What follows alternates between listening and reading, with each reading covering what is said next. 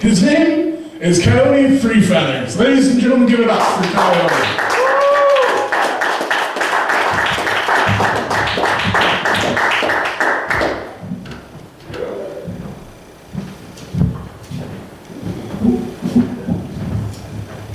I made it to the big time. Yeah.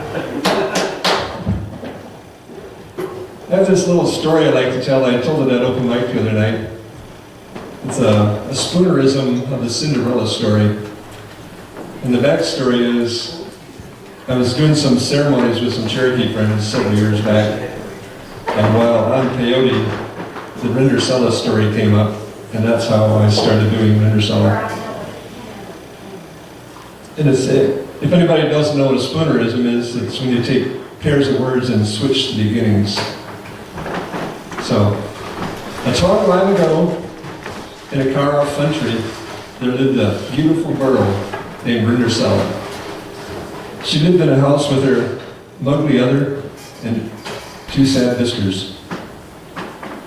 They didn't treat her very kindly. They didn't like her much. And so she had to clean the fireplace all the time, and that's how she ended up being called Rindercella. But one day in that far-off country, there was this pransome hints. And this pransome hints wanted to have a fancy fall.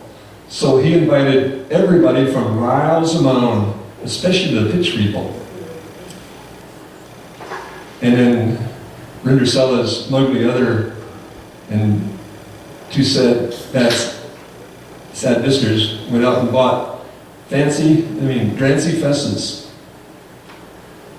and to wear to the fancy fall.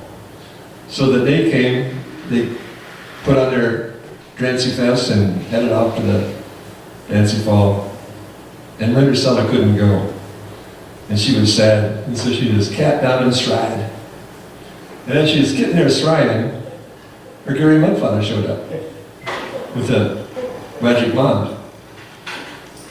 And he waved it over Rindercella and turned her old ruddy dags into the dranciest of fesses you ever saw.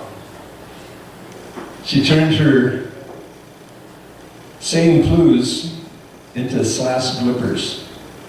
They were just exquisite. Then she took this, waved it again, and made this beautiful boach with hext white sources to take her to the fancy fall. So she got in, but the Gary Motherfather warned her, first of all, make sure you're home by midnight, otherwise you'll turn into a tomcat.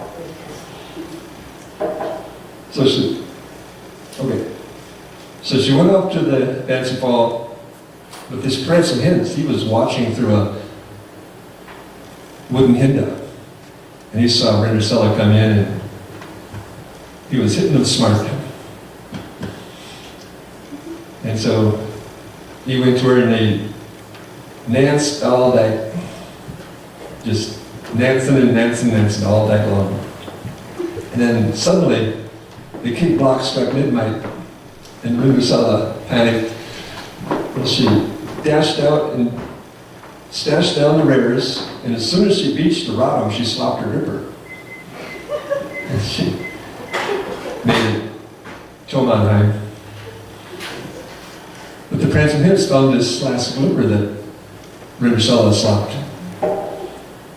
And so the next day he went all through this corn country searching for the beautiful girl. And he finally got to Rindercella's house, and he tried it on the ugly other, and it fit and did. Tried it on the two sad whiskers, it fit and did. Then he tried it on Rindercella, and it fit did. And they lived, and they love and love, and lived happily ever after. And so the moral of the story is, if you want the prancing hints to lull and love with you, don't forget to slop your dripper.